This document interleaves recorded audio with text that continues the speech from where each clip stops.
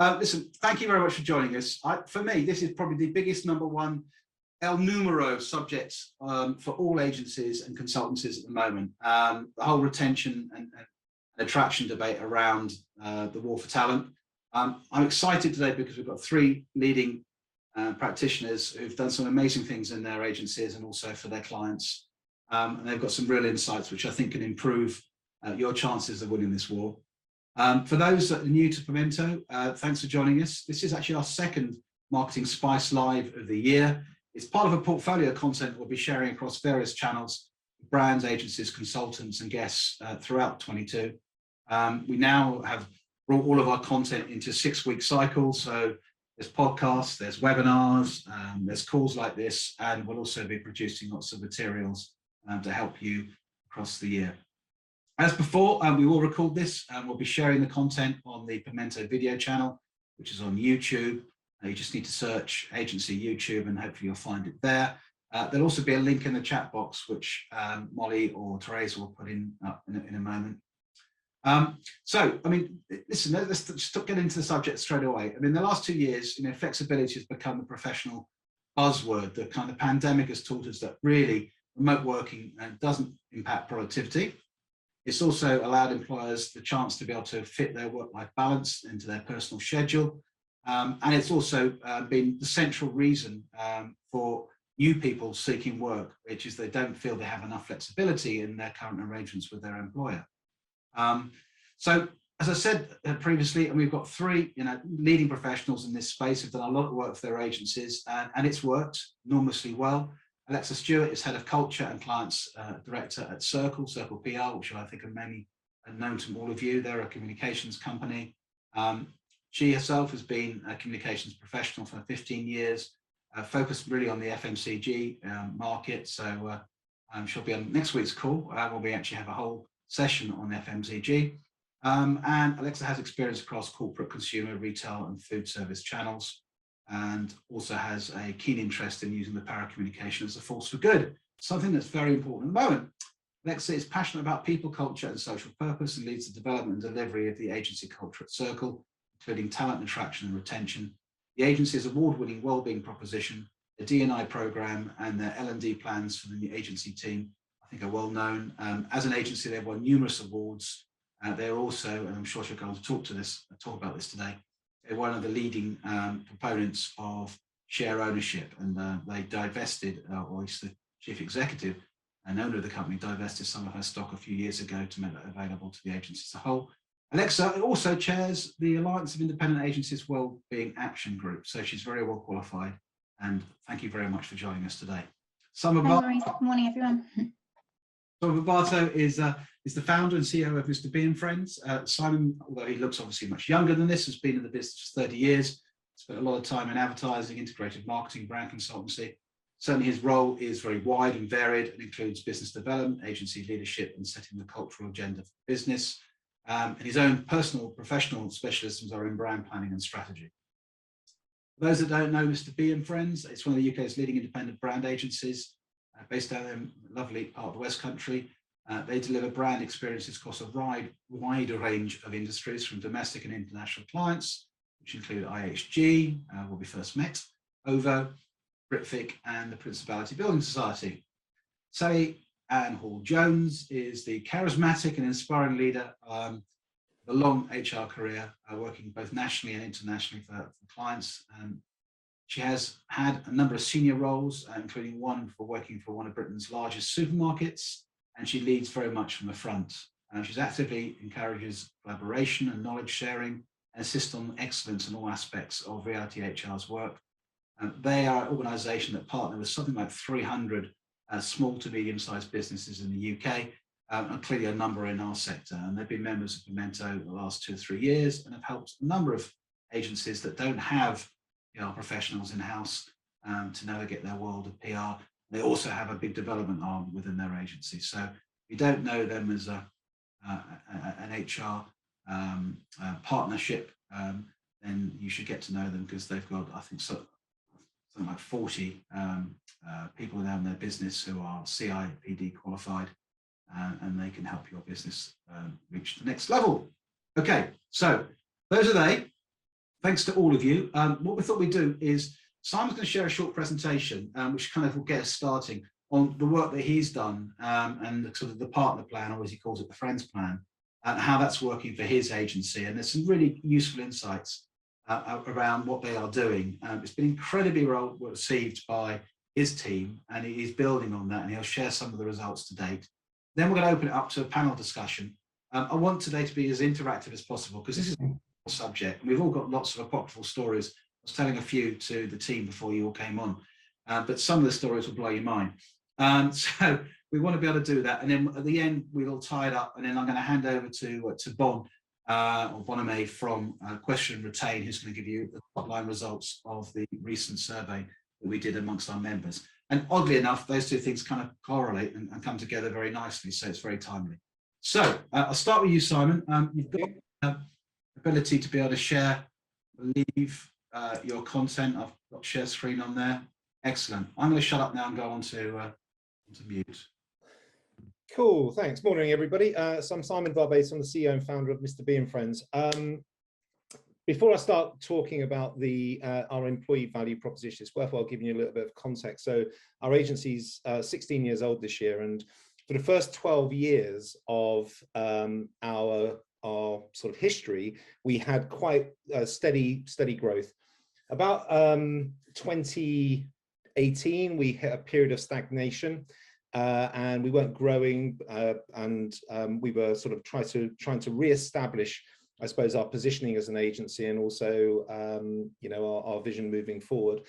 And then following that, obviously, 2 years ago, 2020, COVID hit us. So we had a period of stagnation, and then we had a period of retraction because COVID impacted our revenue and profit quite severely in the first year, and then in the second year we were able to recover. One of the key things that we were thinking about was the importance of culture within our organization. We've always been very, very much focused on agency culture, and very much also focused on employee well-being. As we were moving out through the pandemic and into the beginning of 2021, we started to, I suppose, get a little bit concerned about what might happen as we move away from you know, government support in the furlough schemes, and also coming back into the office and things like that. And we started to hear this term, the Great Resignation, and it started to actually worry the management team of the agency quite significantly. So we set about actually thinking about how do we formalize what our EVP is, and how do we create a contract between ourselves and our team that goes well beyond the mandatories and into something that becomes a, you know, a industry leading benefits package. So we set about a process which we started in February last year, and we launched in June of last year a new product called the Friends Pack. This is the actual sort of document. You'll see it in a second on the presentation. So the Friends Pack is effectively the employee value proposition, and it's the contract that we have between Mr. B and Friends and our team. Every single member of staff accesses the Friends Pack and all of the benefits. There's no exclusions, whether you're part-time or whether you've just started and haven't done your probationary period or anything like that. Everybody has access immediately. And we looked around to see if there were really good models that we could follow. And we found one called the Great People Index, which is a piece of research which was done a few years ago. And they identified 4 key pillars to employee delight. And I'll just quickly run through those. The first, obviously, is pay. This is the remuneration, the financial contract that between us and our colleagues we could offer. The second was called play. And you'll probably see where this is going in a second. And this is all about the kinship, the culture, and the social value that we could bring to the table. I mean, obviously, I went into the agency world not only to pursue a career in marketing services, but also to have a great social life from it as well, and to enjoy the working environment. The third is performance. This is all about how can we help people through their careers and create personal development programs for them, and how could we deliver and measure on that. And the final P is purpose. So this is basically our role in the world and how staff can participate in that. So our process very much worked on a now, next, future model. So we were looking to create something immediately that we could deliver into June 2021. But we had no idea how it would land, and we also had no idea, how many of the benefits that we wanted to propose would be adopted. So rather than setting it in stone, we decided that we would go a now model, which was June 2021, a next model, which is June 2022, which we're just working on now, and the future model, which is June 2023. And the idea was that effectively we would retain some flexibility to add new benefits and new programs and delist ones which weren't popular or that didn't work as well. And that process enabled us to come at this from a very, very flexible and budget sensitive perspective.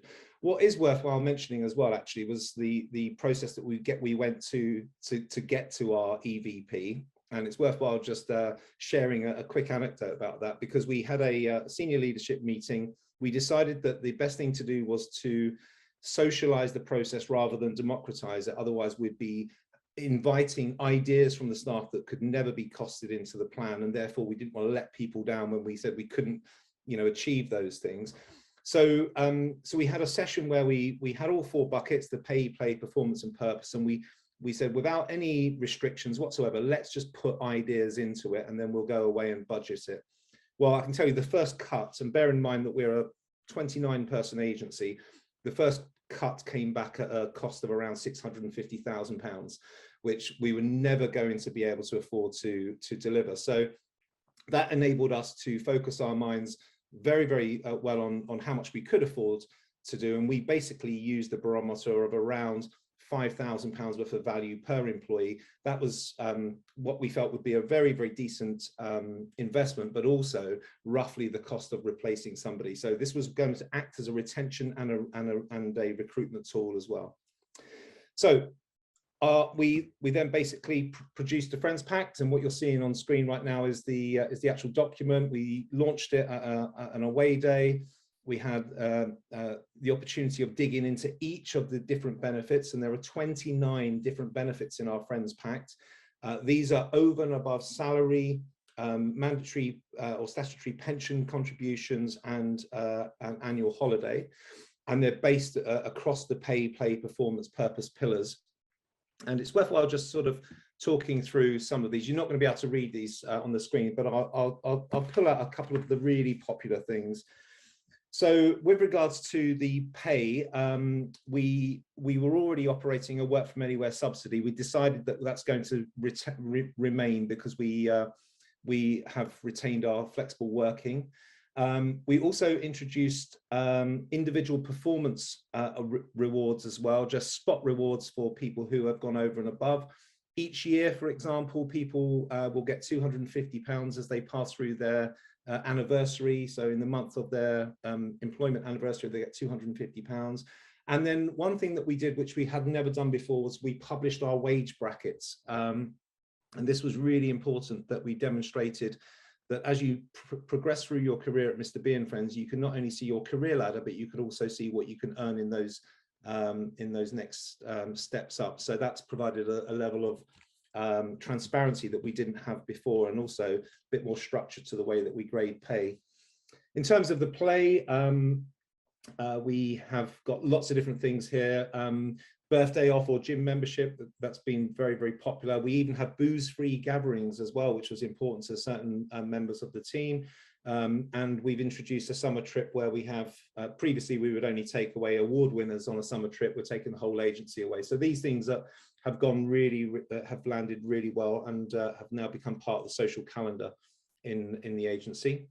And then just to round off with a couple of the other things around performance. So we actually published a budget for staff training, and we now actively look for every single member of the team to take some form of training, whether it's directly or indirectly related to their role. We've also introduced mental health first aiders for the first time ever as well. So 2 of our staff have been trained in identifying mental health issues and triaging those, certainly not in terms of providing any solutions, but certainly providing the route forward for that person and making the agency leadership aware of any issues. And also we've introduced sabbaticals as well for the first time as well. So if people have been with us for 5 years, they can take a sabbatical. And then in terms of the purpose pillar, we've been quite light on this because it's, I think if you're going to do stuff around social purpose and ESG or around CSR, you have to do it very, very well. So we've got 4 items in there at the moment. The first one has been very popular, which is Future Friends, which is our internship program. That's something that we've been very proud of over the years, and this is something that we've packaged into our Friends Pact.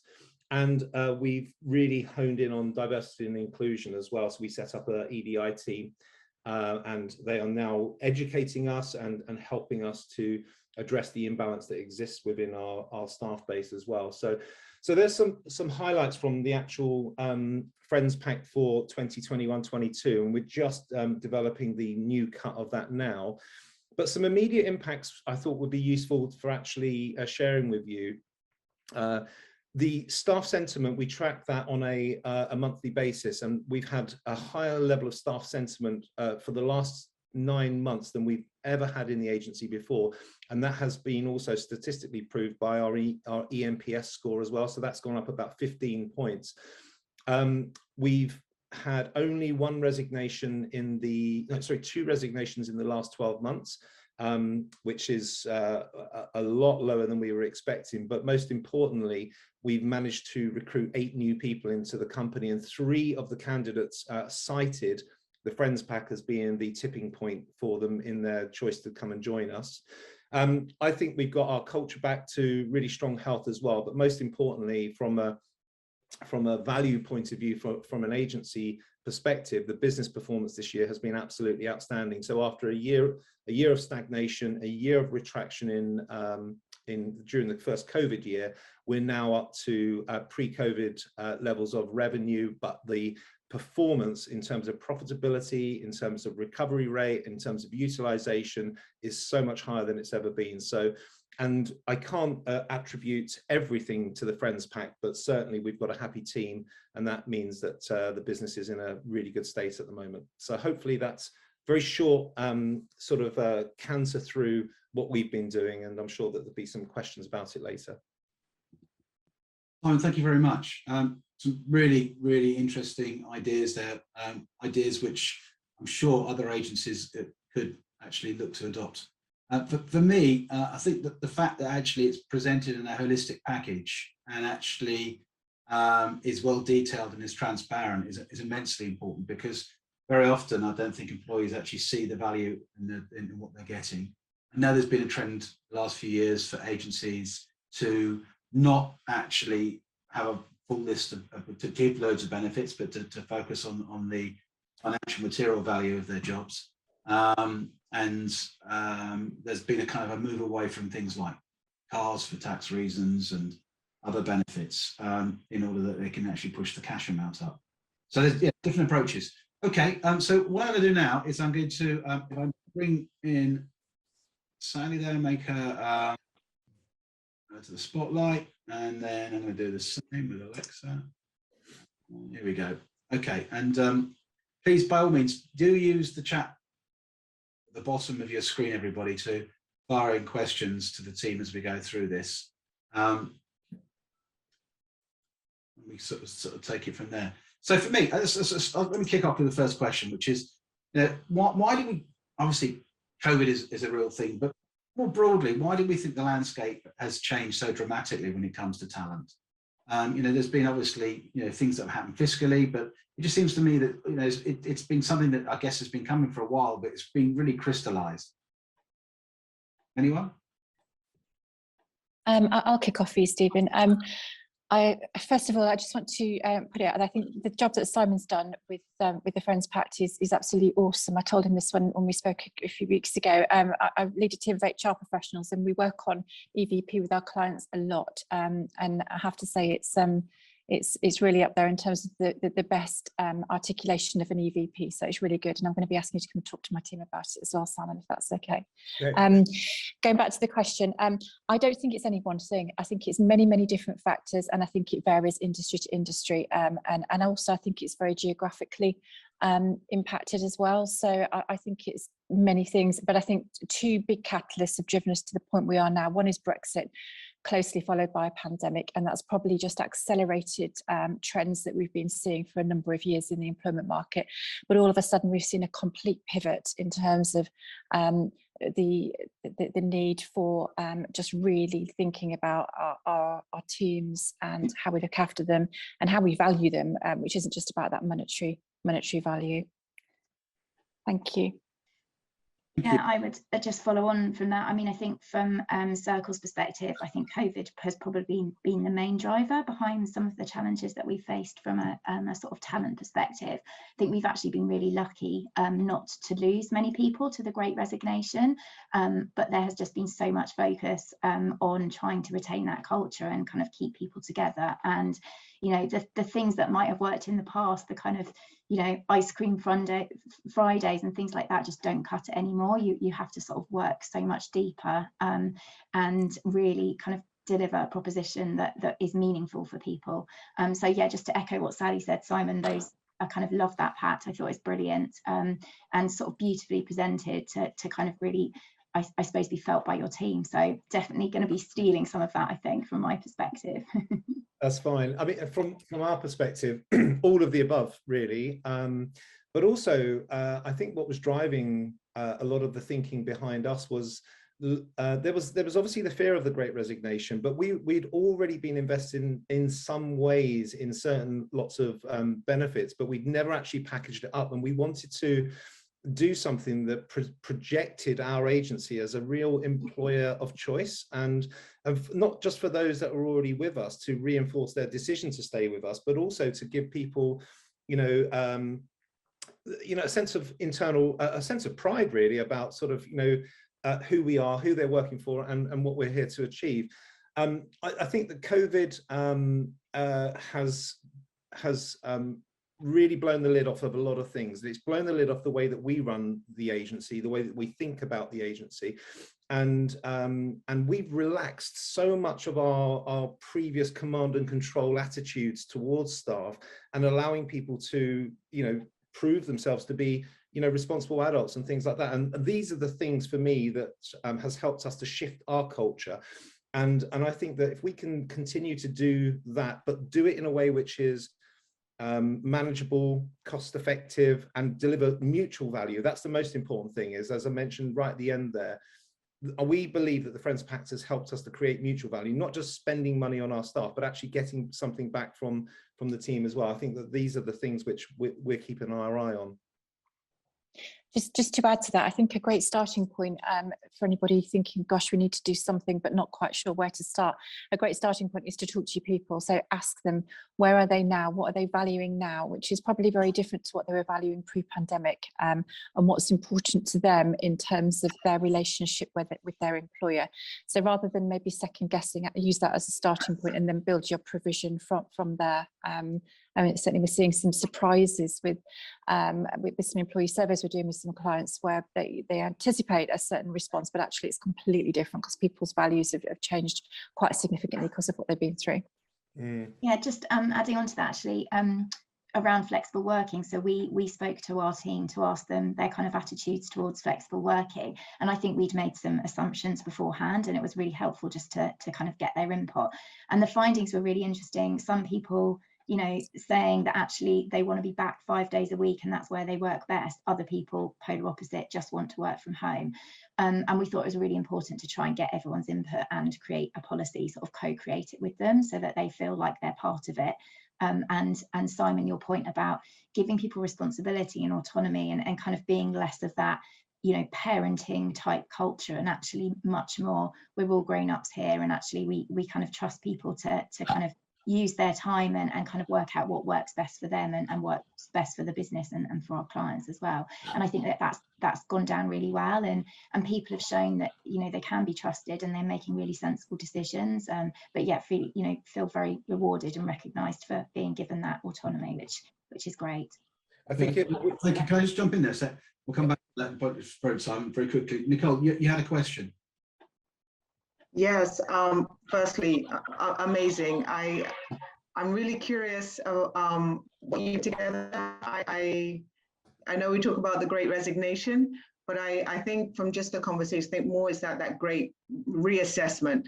And I think that's what's driving it more, as opposed to people leaving our various industries. Simon, I'm just curious, the idea of socializing and not democratizing. So many HR, we've fallen foul of that and ended up with something just so expensive. Can you tell us just a little that process that you did to kind of still keep people on site and involved, but, you know, not blow your budget? Yeah, exactly. I mean, I suppose the point is we started off from an art of the possible perspective. You know, what could we do if money was no object? What could we do? And we threw, and because we had the 4 pillars that we were working towards, it was very easy to focus our minds on each of those and to come up with really innovative ideas. It was just at the point that if you socialize the process of setting up the EVP, we would have so many amazing, creative, but unbelievably expensive ideas being thrown into the pot. And the worst thing in the world, the most demotivating thing in the world, I think, is to ask people their opinions and then you can't follow through on it. So because of budgetary or any other sort of, you know, regulatory or compliance, you know, restrictions that may be on you. So what we did with the first cut was basically keep it amongst the senior leadership team. And we were pretty discreet about the way that we were going about it. The team didn't really know what we were working on until probably about a week before we launched. But when we did launch, we launched with something that was totally and utterly achievable financially, and a whole range of different packages, which, you know, some of them were so tiny, like having your birthday off, for example. Lots of agencies do that. It's not unique at all, but it was really valuable to the guys. And when you put it together as a package, 29 different things we were able to talk through, the value perception of it was absolutely huge. And if I ask the team now, you know, roughly, what do you think the value of the EVP is individually? I'm sure that each of them would say it's much more than the £4,000 or £5,000 that was costed at. So, and I think that that's the thing. But now we're moving into year 2 of it. There's been some benefits which just haven't been accessed whatsoever. What we've noticed is that our team really value time off more than they value, say, a gym membership. So you had the choice of a gym membership or your birthday off, and everyone went birthday off, you know, and I found that a bit odd. But there are other things in the EVP which have proved to be hugely popular, and those will be things that we roll forward. So as we move forward with the next cut of it, we'll be thinking more about some of the ideas that we felt we couldn't afford in year 1 and bringing them in, and maybe delisting a couple of other things. So, but the socializing issue, the amount of times we've socialized ideas with the company when we were much smaller, and then felt, we can't do this, and then you get this sense of rebuttal against it, you know, well, they asked my opinion, but they're not listening, and that really doesn't add any value at all. Thank you, Simon. One of the things you spoke about earlier on was what led you to get into the industry in the first place wasn't just about the opportunity to make some money, but actually it was the excitement, the fun, the buzz, and also the social connections and ability to make, you know, friendships. And I think all of us who've been in the industry for any period of time, you know, our best friends, some of our best friends are, you know, indeed my wife, are people that we work with and that we, you know, continue to see socially outside of work. Do you think that the agency world today is very different to that? I mean, when I go into agencies, I'm always surprised by the environments these days. They are like mausoleums with people basically with their headsets on, basically tapping away at computers. They're very quiet, sterile environments, and that there isn't that level of engagement.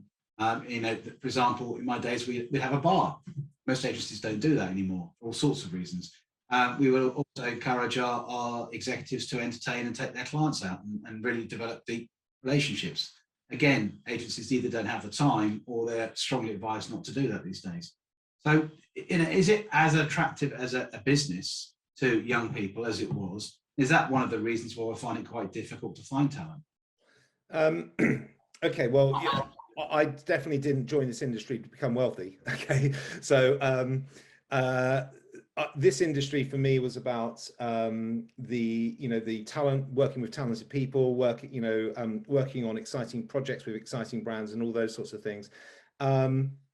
I do accept that the world has changed. I mean, I was actually employed during the 90s in London, and it was, a wonderful, fun time and everything. And I definitely accept that the world has changed. But one of the things which we're quite interested in, certainly as part of our Future Friends program, is that trying to educate people about careers in agencies is a major agenda for us. And we just don't think that there is the awareness of careers amongst FE or HE institutions. So that's something that we're working on. In terms of culture, though, I think culture comes from the top down, and I don't recognize what you've just said about it being a very sterile environment. That's not the culture of Mr. B and Friends at all, and I think that has to come from the founders.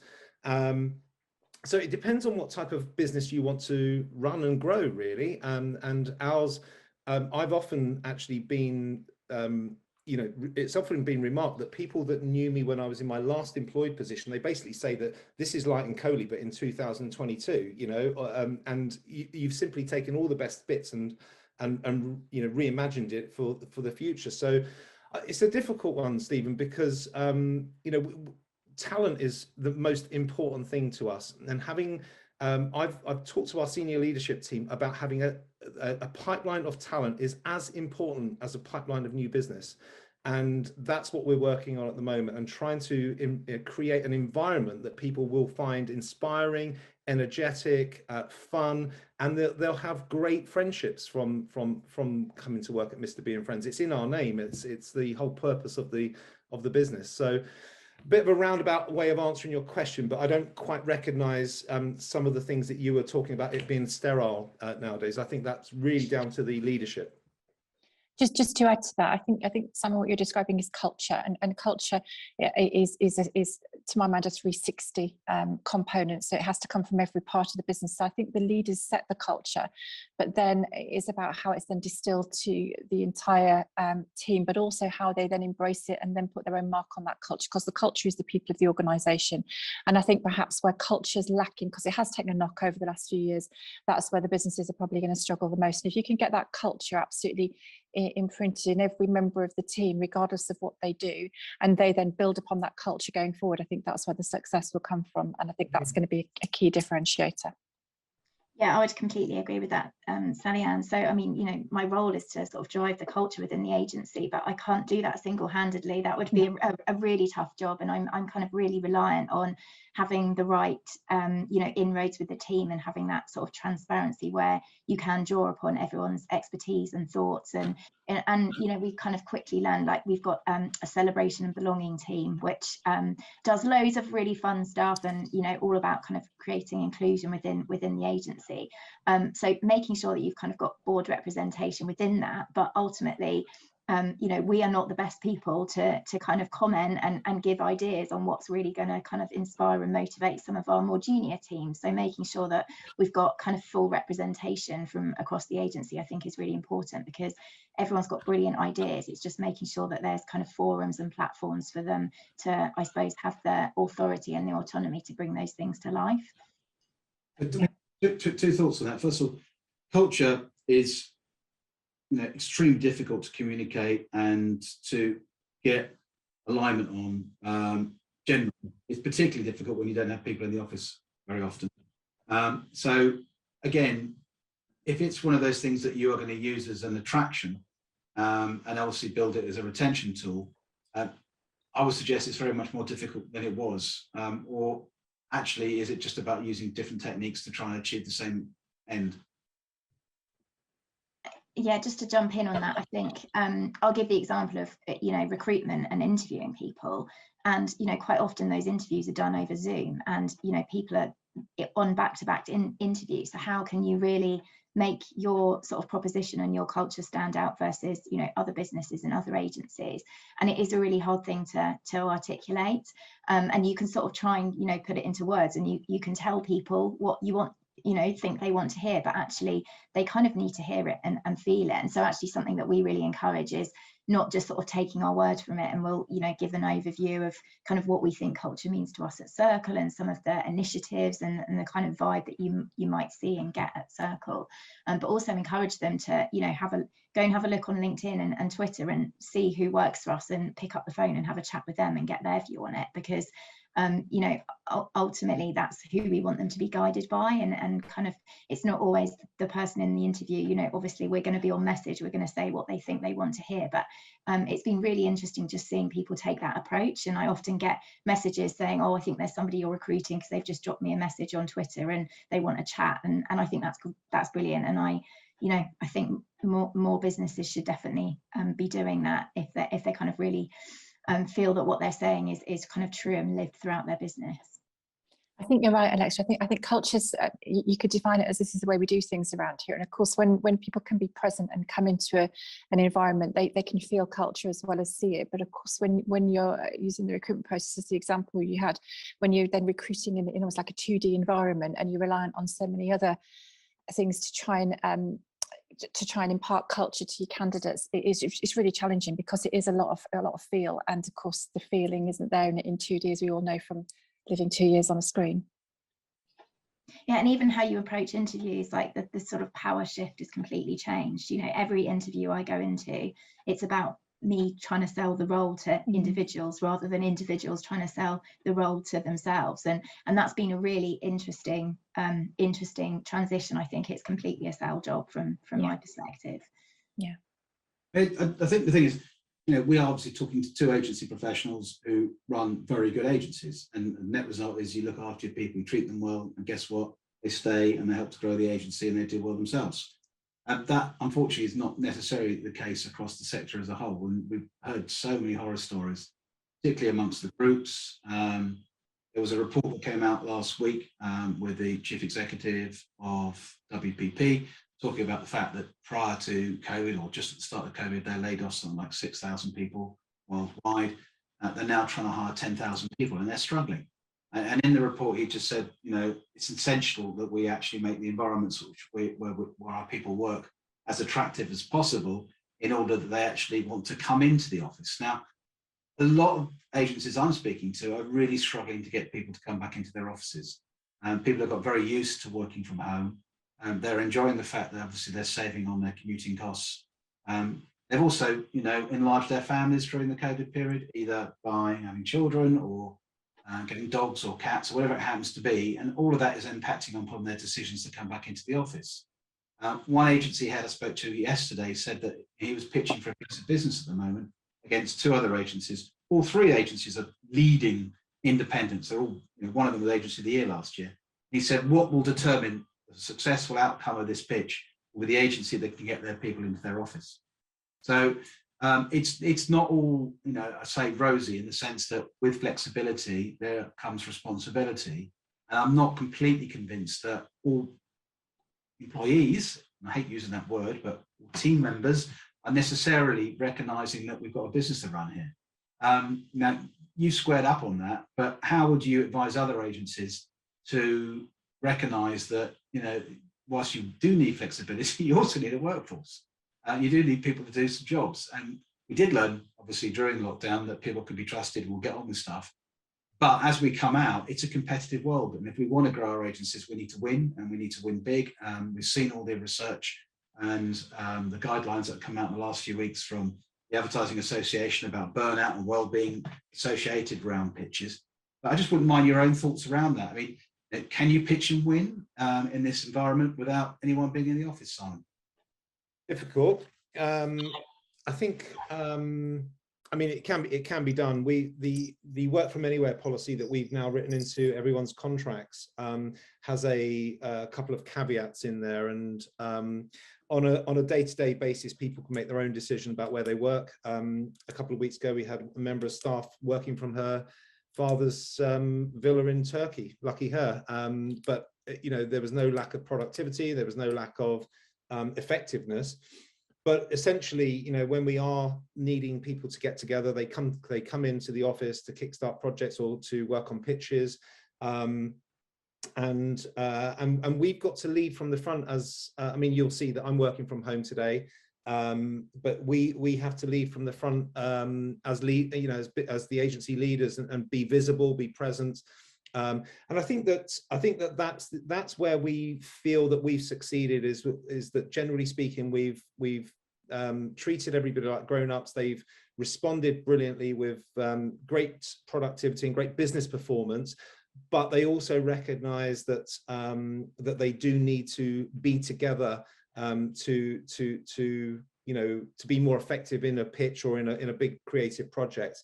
So so there's a built-in caveat for us, which we can basically ask people to come back in, but generally speaking, I sort of feel that the flexibility that we've offered has been really well received for a number of reasons, as you said, Stephen, financially and from a family point of view and a life balance management point of view as well. But what we are seeing is more people are now coming back into the office, and the numbers are starting to go up. We're monitoring it on a monthly basis, and the numbers are just starting to creep up. We're getting much more attendance now, and the attendance tends to be generally speaking across the client services team. They're in all the time. They're very social people, and they like working together as a team. And a lot of the young creatives are coming in because they need that sort of over-the-shoulder art direction or mentoring that's going on. So yeah, it means that the leaders have to be present and show a good example. Just got a couple of quick points to add there. I think you're absolutely right, Simon. I think there is this natural migration back, which people are making that choice. I think there's a big element of FOMO going on. I think they hear about the collaboration, they hear about the social aspect of people being in, and they think they're missing out. So I think that is potentially driving it. Human behaviour is such that people will want to be there for that reason. I don't think this would necessarily apply in your industry as much, but with a lot of our clients, we've seen situations arise where there are certain parts of the workforce who literally can't work from home for whatever reason, often in manufacturing, but then other elements of the workforce can work from home. And that has a massive impact on culture because it drives a divide. You've got those who have been present all the way through the pandemic, those who've worked from home and are now refusing or saying they don't want to come back in. And that's actually having a very detrimental impact on culture. So I think that's something that will need to be addressed as we move forward with the whole hybrid working concept. So I don't think we'll ever move to be a completely hybrid economy, or indeed a 4-day week economy, or any of those things for that reason, because there are roles I should say, that always need to be in the workplace as opposed to working anywhere else, whether it's a Turkish villa or a dining room table. Okay. Well, I was just going to add on there, as part of our diversity and inclusion agenda, we looked at flexibility because sort of predominantly we were based in and around Buckinghamshire, and we had a small office in London as well, and that was really we were just finding it really difficult to attract more diverse talent. So actually kind of took the decision that location shouldn't be a barrier, which has meant that we've now got people all over the country working for us, which is brilliant and has had a huge positive impact in terms of our diverse representation. But then as you start thinking about kind of getting people back into the office, you have to be so careful not to then exclude those people. So I think the kind of approach that we've taken is just as much organisation and planning ahead, so that you're making those times when you're all trying to get back into the office actually productive and meaningful. There's been a couple of times when I've kind of gone into the office and just ended up sitting with my earphones in back-to-back calls, and I've just thought, this is ridiculous, like this is not a great use of my time, because in reality I've got a 2-hour commute and I could have been doing some work and I'm not kind of getting the most out of it. So I think it is just being really careful with your planning, but that can be difficult. We've got a big off-site agency away day planned for tomorrow, and of course that's the day when there's terrible tube strikes. So and planning, as much planning doesn't always help either, but it's a challenge. Yeah, definitely. I think from our perspective, we'd like to see more people going back in the office, but that also kind of slightly jars with our flexibility policy in terms of, you know, encouraging people to make their decisions. So again, I think it's that approach about just being adults about it and making sure that you're meeting, you know, client service commitments and agency commitments, but also having some flex to kind of, yeah, make your own decisions. Just one of the wise acts. I was in London yesterday. I did 19,000 steps going between meetings, and it was pouring down the whole day. So good luck with that on Thursday. I'd like to thank all three of you. This is a subject I'm sure we could do another 2 hours on. I've got loads more questions, but sadly, I'm afraid we're going to have to leave it there. I want to bring Bonami into the conversation because we're going to very quickly share with you, if it's okay, results from our recent study. We do an annual study amongst our membership to find out whether we're doing good stuff, bad stuff, and things that we can learn to improve what we do. And in the same way as you listen to your teams and your talent, we do the same with our members. So I'm going to bring up, if I may, onto the screen just the highlights, and then Bonami is going to take us through it. Just forgive me, I'm just trying to. There we go. And like to thank all three presenters, but also scribbling away in the background, but to recognise and thank Ralph Mann, who is the master illustrator who seems to be able to get all this content down into a single visual statement. So we'll share that again with everyone afterwards. So thank you, Ralph, for joining us. Okay, can everyone see that on screen? Yeah, great. Yeah. Thanks, Stephen.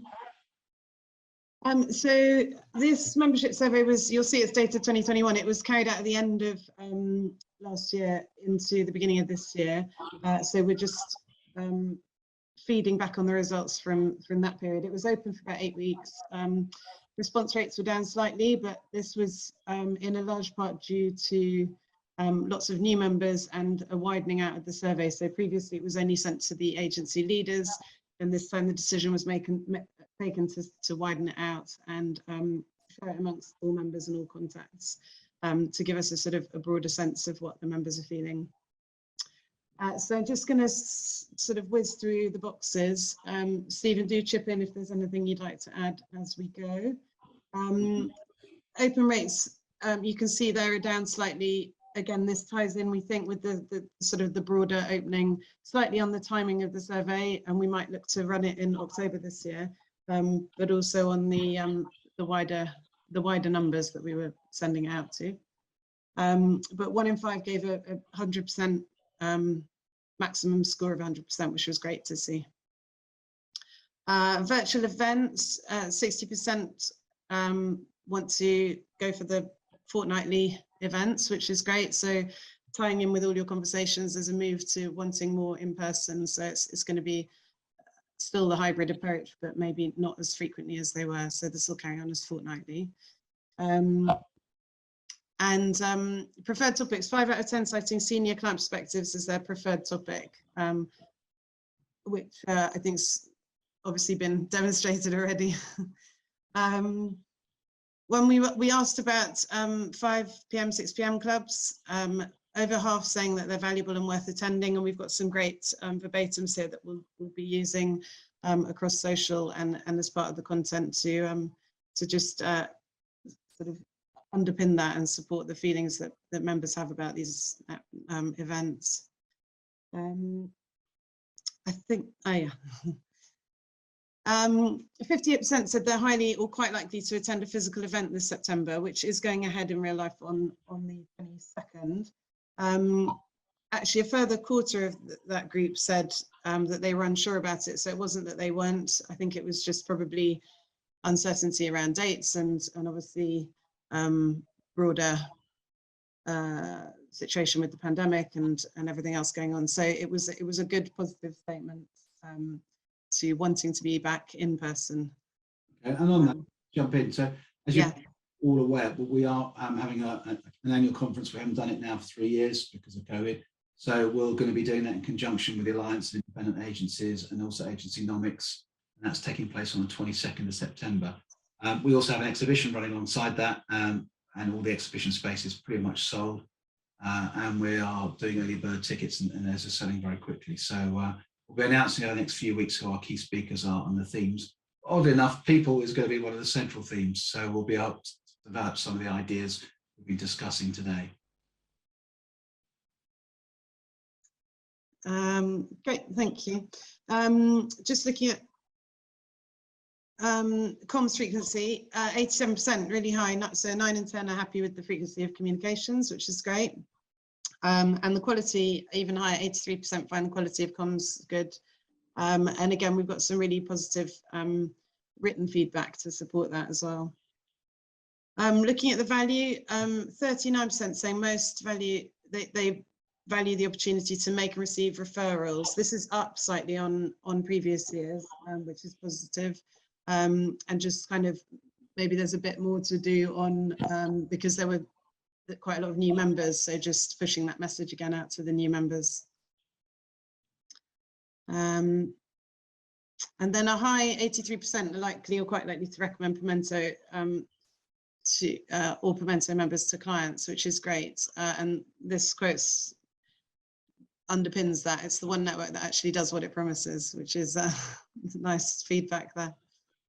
83% highly or quite likely to recommend to other agencies and consultants. Again, this has gone up, which is great. And 92% again going up, rating their partner director as good or really good. So these are all numbers that are increasing on last year. Percentage of those understanding how the referrals work, this is still 9 in 10 who do understand it. It's fallen slightly, and again, I think we're putting that down to newer members who might not fully understand the detail of how that works. So we can do some more comms around that. And professional services awareness. So this is down slightly, but there's a slight increase in those that have used the professional services members. So 3/4 are saying that they are aware, and up 3 percentage points to those that are actually using the members. So that's a positive trend there.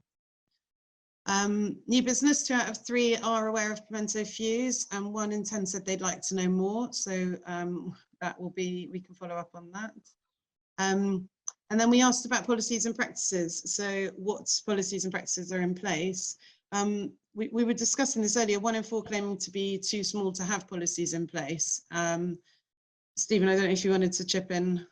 Yeah, I mean, I think the thing is, I don't think you're ever too small. I mean, it's difficult to have a D&I strategy if there's one person in the business. But certainly when it comes to things like sustainability, CRS, and definitely on data, I mean, it's a legal requirement. It doesn't matter whether you've got 1 person or 1,000 people, you need to have a policy in their space, and you need to be acting accordingly and working within the law. Very interesting to see the number of agencies within Pimento that are going for B Corp status at the moment, and how many have achieved it so far. So real move towards that. And I think we're going to see more and more agencies having clear policies in each of these areas, in particular, as I say, on B Corp. Right. Thank you.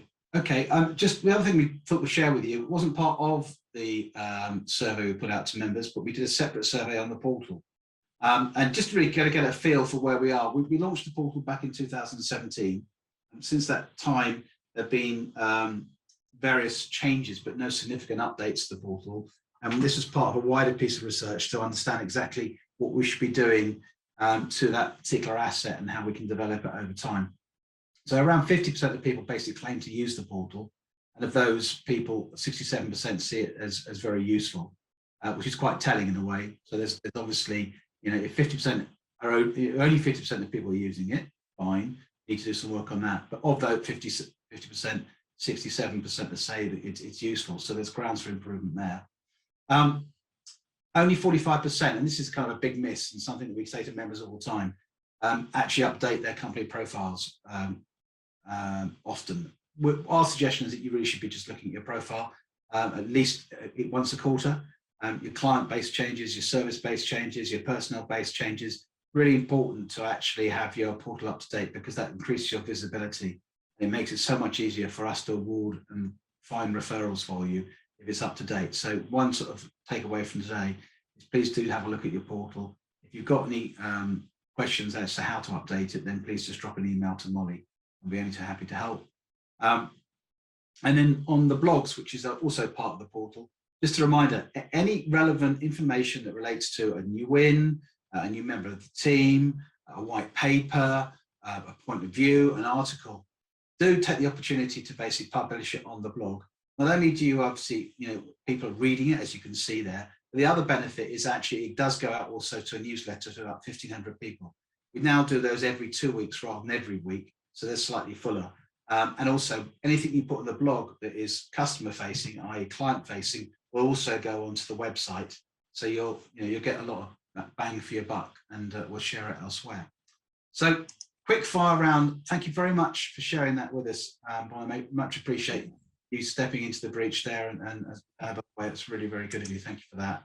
I just would like to once again thank all of our speakers. Also remind you that we are, in fact, even though it's supposed to be every 2 weeks, coincidentally, you're actually back on next week, where we are picking up on that theme, getting senior clients to come and talk about their jobs. This time we're going to be talking with Steve Chaluma, who is the General Manager of Birdseye UK and Ireland, together with Kate Gibson, who's a Managing Partner at Cirkle. And we'll be looking at how FMCG brands are innovating to meet the demands of changing consumer behaviour. So if you have clients in the FMCG category, or you'd like to do more in the FMCG category, or you eat food, you might want to come along to that session. It's great to have somebody of Steve's seniority, and thanks to Cirkle for actually making that introduction. So join us same time next week at 11 o'clock. All I'd like to say to everyone is thank you for taking time out to join us today. I've really enjoyed this discussion. As I say, we could have gone on for a long, long time. Lots of good questions. I will leave you with one apocryphal story, which I told everyone else earlier on. Forgive me. And that is there was a dinner before Christmas with 20 agencies, not a Pimento event. It was managed by Campaign magazine. And they went around the table asking everybody what the biggest issue was in their business for growth. And to a man and woman, they all said talent. And then they said, so what's the big issue? Well, we can't get our talent back into the office. Why can't you get your talent back into the office? Because they've got dogs, they've got cats, they've had children. So they said, well, we've got a talent policy whereby, this is the head of publicists, they can bring their dogs in. So we have dog days where everyone can bring their dogs in. Anyway, then they got accused of being doggist by the cats owners, and then they had to bring in the cats in. And of course, all hell let loose at that point. And then, of course, the new parents also said, well, I actually want a creche to bring my kids in. And so it goes on. So I'd love to hear your stories in those veins. Do drop me a note if you hear any of that stuff. It is interesting. I guess it's about, this is where we are, this is our time. And I'm always interested to know actually how people are coping with these developing demands. But enjoy your dogs, enjoy your cats, enjoy your children. Have a great rest of the week. And thanks you once again. Just bye-bye.